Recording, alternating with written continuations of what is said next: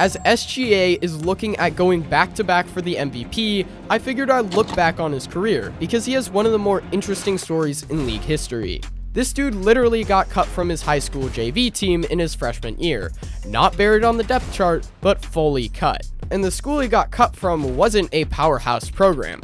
We are talking about Hamilton, Ontario, Canada. Not exactly the place that you would expect to find a future MVP. But here's the thing about Shai.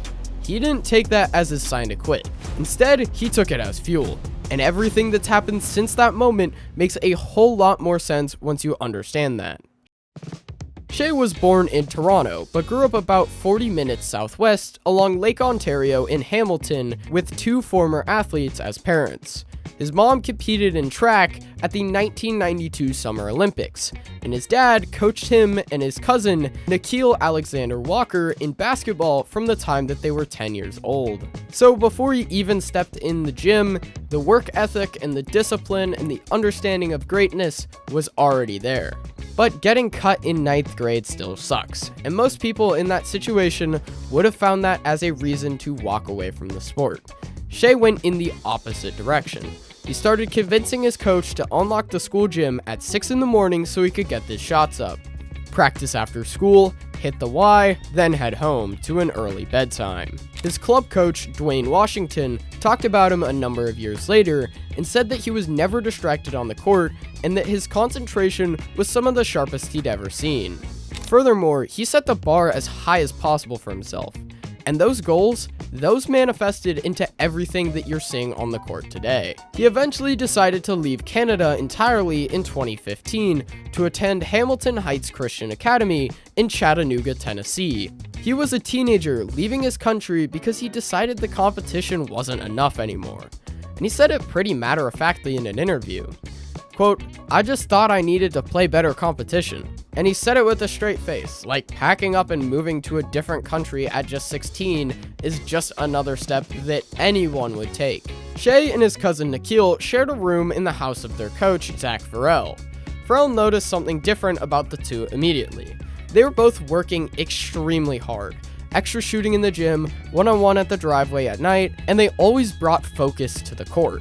By his senior season, he was averaging 18.4 points, 4.4 and 4 as a 4-star recruit, originally committed to Florida. He then later decommitted and chose Kentucky over Kansas, Syracuse, Texas, and UNLV.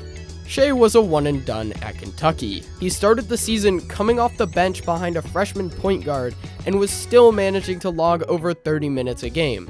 And after a tough loss to UCLA, he dropped 24, 5 and 4 against Louisville.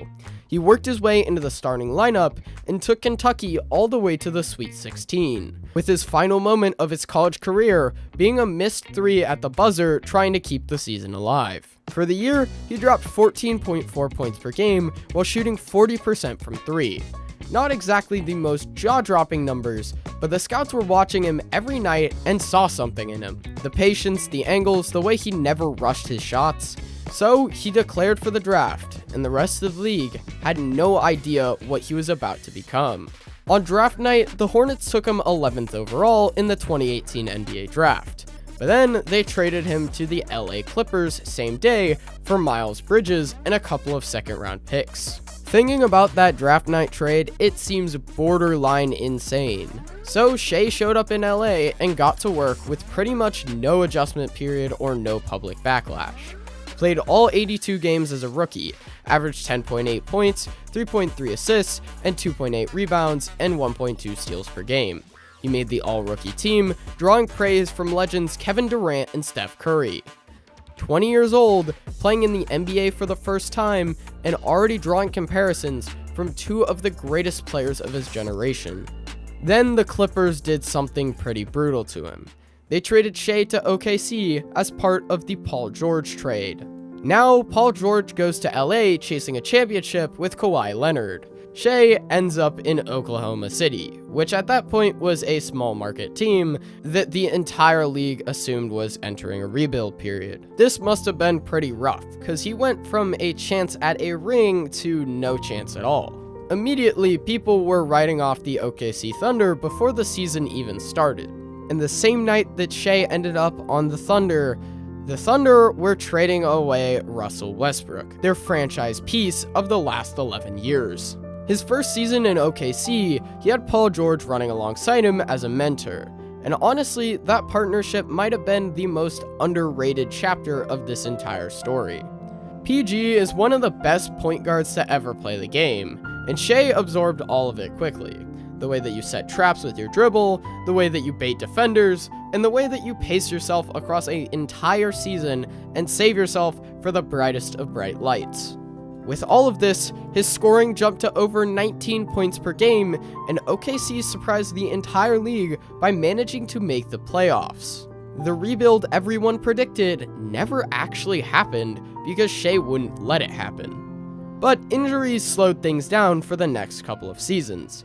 But a slowdown is far different from a stop. By 2023, Shai was an all-star and an all-NBA first-team selection. He finished 4th in the league in scoring at 31.4 points per game. The Thunder kept drafting pretty well, kept developing the young talent around him, and Shai raised the ceiling every single season like clockwork. By 2024, people were starting to say he was an MVP candidate. By 2024 to 2025, analysts were starting to claim he was the best player on the entire planet. Then the 2024-2025 season happened, and OKC went 68-14, tied for the 5th best record in NBA history, set the all-time record for average margin of victory by outscoring opponents by 12.9 points per game, breaking the historic record held by the 1971-72 Lakers. Shai won the MVP over Jokic. He won the scoring title, and then the playoffs came around and he somehow got his game even better. With this, he became only the 2nd player in NBA history to average 30 plus points on 50% shooting with at least 5 rebounds, 5 assists, 1.5 steals, and 1 block per game across an entire season. The only other player to do that, Michael Jordan.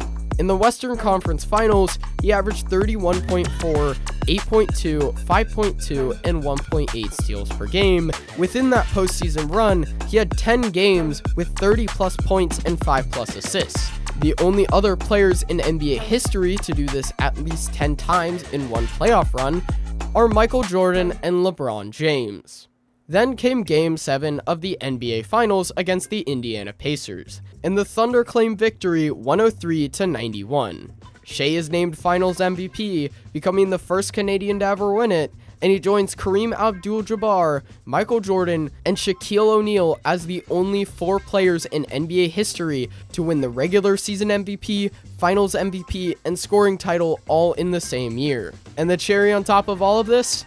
He was just 26 years old. Now he's been playing out of his mind in the 2025 to 2026 season, and he's somehow managing to get better. He came into the season averaging career highs in points, rebounds, and blocks. Additionally, he has continued his streak of 20-point games. The Thunder have been routinely blowing out opponents all year. The same kid who was cut from his JV team in Ontario moved to another country at 16, got traded on draft night, traded again in what everyone called a rebuild, and turned that rebuild into a dynasty.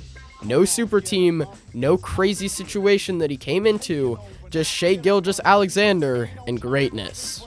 Some players arrive in the league ready to play, like LeBron James. Shai had to build himself into who he is, crawling up the league piece by piece, game by game. And now with the MVP, there's a chance that he goes back to back. But I covered that pretty recently, so you should go watch that video. But I'm running out of time, so leave a like, subscribe, and leave a comment if you'd like to see more. Anyways, this has been OHB Sports. Thank you guys so much for watching, and I'll see you guys next time.